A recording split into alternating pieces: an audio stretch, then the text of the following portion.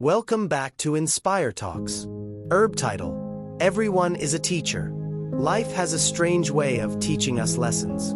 Sometimes, the lessons come wrapped in success, sometimes in heartbreak, and sometimes in the quiet presence of strangers we meet only once. But Parth never believed that. To him, teachers were only those who stood in classrooms with chalk in hand and wisdom in their words.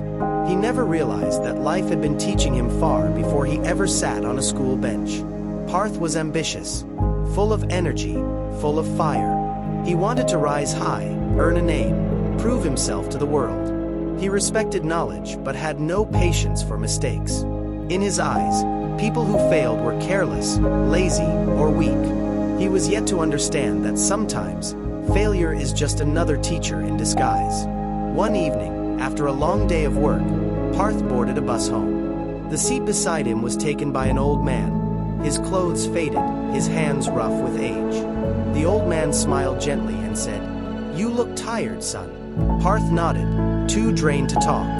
But the old man continued, "Work will take your time, but don't let it take your peace." Parth forced a polite smile. He didn't realize those words would echo in his mind for years to come. Weeks later, Parth lost an important client at work. He felt humiliated, broken. His confidence cracked like glass. He began staying up late, working endlessly, chasing perfection. One night, while rushing home, he saw a street cleaner sweeping the road under dim streetlights. She was humming softly, a song filled with peace. Despite the cold, despite the loneliness, she smiled. Parth stopped for a second and asked, "Aren't you tired?" The woman laughed. "Of course I am. But the road won't clean itself, right? We all have our part to play." Something in her simplicity humbled him. She wasn't rich. She wasn't famous. Yet, her joy was real, untouched by complaints. Days passed. Parth's younger sister once spilled coffee on his laptop accidentally. He shouted at her, angry and frustrated. She cried, ran to her room, and didn't speak to him for 2 days. When Parth went to apologize, she said through tears, "You work so hard, Bia, but you forget to smile. I didn't break your laptop, you broke your calm."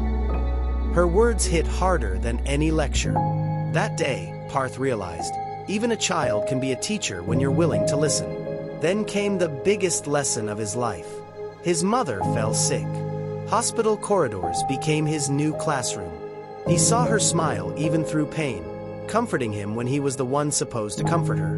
One night, as he sat beside her bed, she whispered, "You know, Beta, I used to think I was teaching you how to live.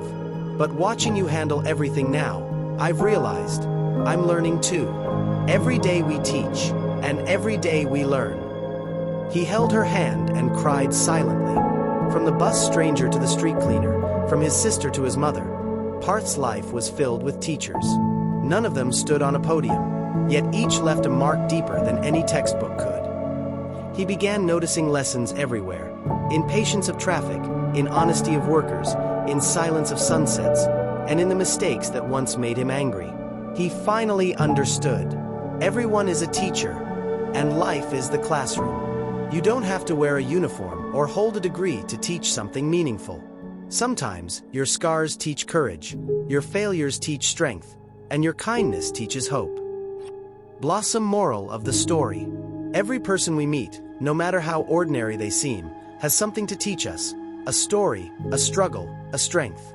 If you learn to observe with humility, life itself becomes your greatest school.